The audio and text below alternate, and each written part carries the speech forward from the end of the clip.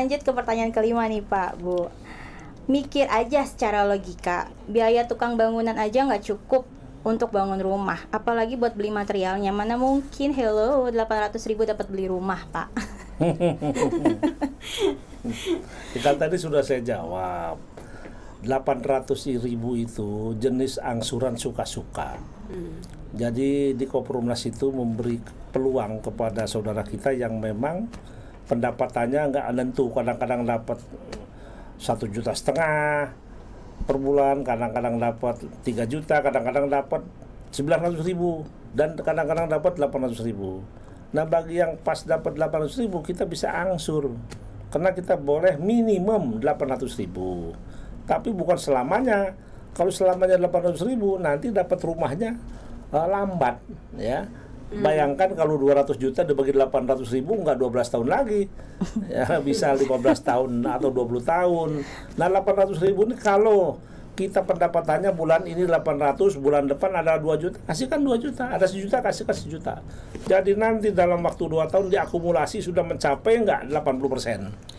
Jadi maksudnya mereka begini Pak, apakah mungkin dengan 800.000 nih, kita tuh kan bayar tukang aja udah mahal, beli material udah mahal, apakah mungkin Koperumnas bisa membangun Pak? Itu jadi begini, ya kalau memang bertanya seperti itu, belajar dulu jadi developer. Ya benar-benar Pak. Jadi susah.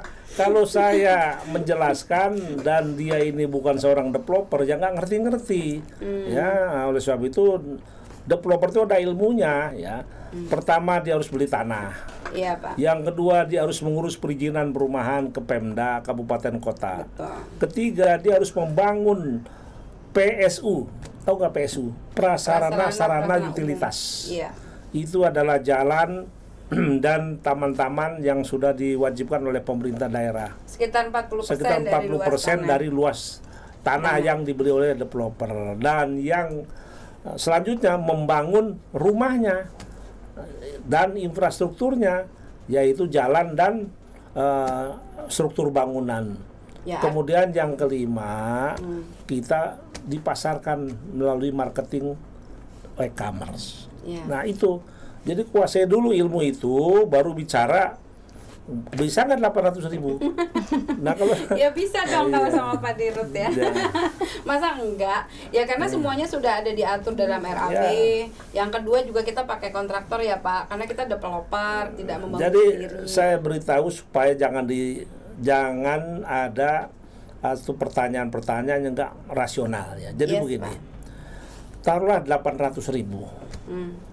Kita ngangsur dari harga rumah 200 juta. Iya Pak. Perlu diketahui dari 200 juta, ini saya buka modal saja nih, untuk membayar tanah satu rumah.